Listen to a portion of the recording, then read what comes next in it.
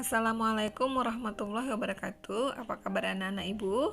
Mudah-mudahan tetap sehat walafiat dan selalu dalam lindungan Allah Subhanahu wa Ta'ala. Baiklah anak-anak ibu, kita akan melanjutkan materi kita setelah hampir 2 minggu kita tidak bertemu dikarenakan kita ujian mid semester. Nah, pokok bahasan kita kali ini adalah titrasi asam dan basa. Anak-anak ibu di sini diharapkan mampu menganalisis data hasil berbagai jenis titrasi asam dan basa dan mampu menyimpulkan hasil analisis data percobaan titrasi asam dan basa. Apa itu titrasi asam dan basa? Nah, titrasi asam dan basa merupakan suatu prosedur yang dilakukan untuk menentukan kemolaran ataupun kadar suatu asam atau basa berdasarkan reaksi netralisasi. Nah, di sini kita lihat ada biuret dan ada labu Erlenmeyer. Dalam titrasi asam dan basa terdapat beberapa istilah yang harus anak-anak ibu pahami. Yang pertama di sini ada pentiter. Apa itu pentiter? Pentiter merupakan zat yang mentitrasi suatu asam dan basa yang ingin ditentukan kemolarannya. Sedangkan titik akhir titrasi adalah titik saat indikator asam basa mengalami perubahan warna. Nah, kalau titik ekuivalen itu merupakan titik saat asam dan basa tepat habis bereaksi. Nah, yang terakhir anak-anak ibu ada yang namanya daerah perubahan pH drastis, yaitu daerah di mana saat terjadinya sedikit penambahan tetesan pentiter yang akan mengubah warna indikator asam dan basa.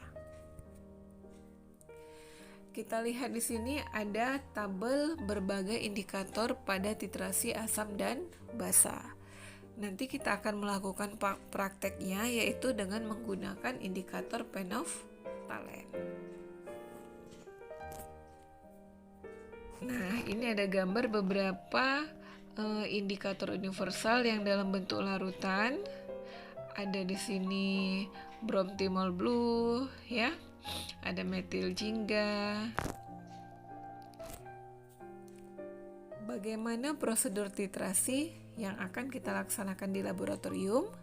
Nah, yang pertama itu ada asam yang akan dititrasi, mula-mula akan kita tetesi dengan indikator asam dan basa secukupnya.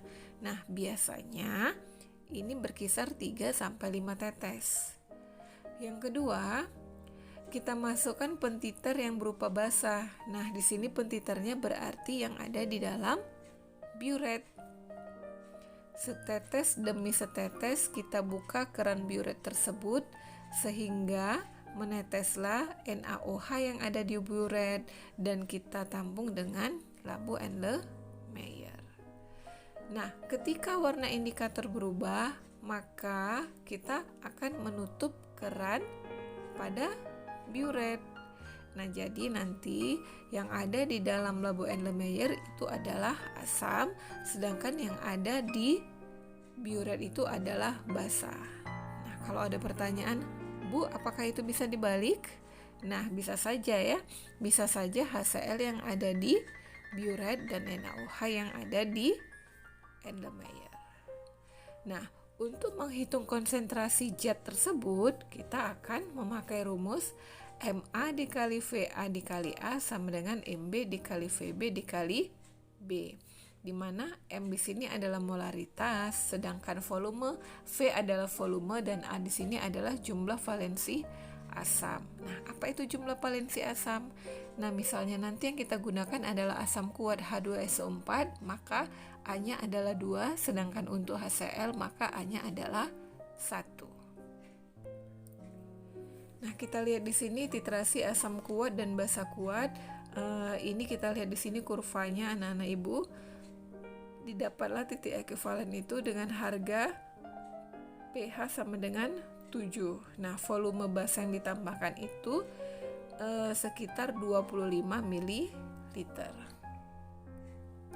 Nah, untuk titrasi asam kuat dan basa lemah kita ambil di sini adalah untuk asam kuatnya HCl dan basa lemahnya adalah NH3. Nah, kita lihat di sini volume basa yang ditambahkan itu pada 25 ml dengan titik ekuivalen itu menunjukkan pH sekitar 5,9 ya. Sekitar 1 2 3 4 5, sekitar 5 ya. 5 hampir 5, 4,96 apa 95 ya pH-nya. Berikutnya ada titrasi asam lemah dengan basa kuat dengan kurva membentuk seperti apa ini ya, bisa ditafsirkan anak-anak ibu dengan titik ekuivalennya di sini pada volume basa yang ditambahkan 25 ml ya, tetap 25, maka pH-nya sekitar 9,4 ya. Di sini asam lemahnya Hc2 H3O2 sedangkan basa kuatnya adalah NaOH. Nah, untuk titrasi asam lemah dan basa lemah kita peroleh kurvanya sebagai berikut dengan tetap penambahan basa yang ditambahkan di sini adalah 25 ml dengan titik ekuivalen sama dengan pH-nya 7. Jadi berbeda dengan tadi yang ayah asam kuat dan basa kuat walaupun dia titik ekuivalennya yaitu tetap pH-nya sama dengan 7. Ini kita lihat ya anak-anak ibu. Nah, ini ya pH-nya 7 tetapi kurva atau gambarnya berbeda ya, kurvanya A dengan yang D. Nah, sekarang kita ambil contoh soal sebanyak 20 ml sampel yang mengandung NaOH dititrasi dengan HCl 0,1 m. Sehingga volume titran yang dibutuhkan adalah 18 ml. Nah, kita mau menentukan konsentrasi NaOH. Nah, konsentrasi NaOH itu berarti kita prediksi di sini bahwasanya NaOH lah yang ada di dalam labu Erlenmeyer. Sedangkan HCl yang berada di biuret.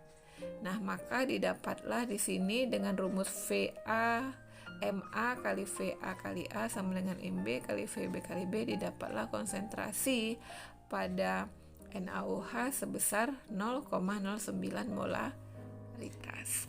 Demikian anak-anak ibu untuk materi kita titrasi. Nah, kita nanti akan mengamati bagaimana cara melakukan titrasi pada video berikut ini.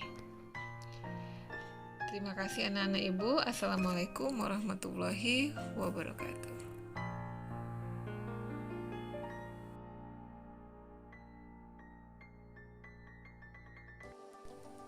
Assalamualaikum warahmatullahi wabarakatuh. Apa kabar anak-anak ibu? Mudah-mudahan tetap sehat walafiat dan tetap semangat dalam pembelajaran kimia walaupun secara daring. Nah, anak-anak ibu jangan lupa tetap memakai masker jika bepergian, tetap menjaga kesehatan dan jangan lupa cek. Materi kita kali ini adalah Titrasi asam dan basa.